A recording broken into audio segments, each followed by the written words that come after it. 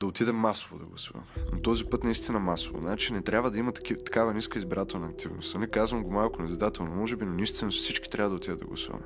Млади, по-възрастни, всички, които не са окей с това, да излязат. Това е дълг към себе си. Да изразиш позиция.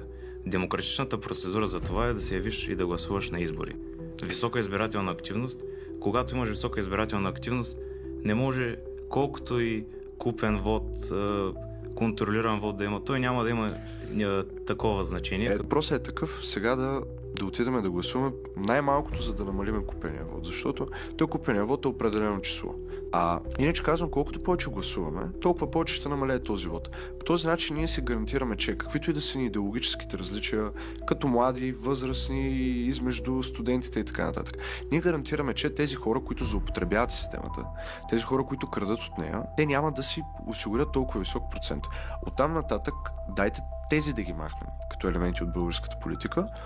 Оттам нататък вече на база идеологически различия ще спорим, ще има дебати, ще се гласува. Но основното на този етап е ние да съградим основите.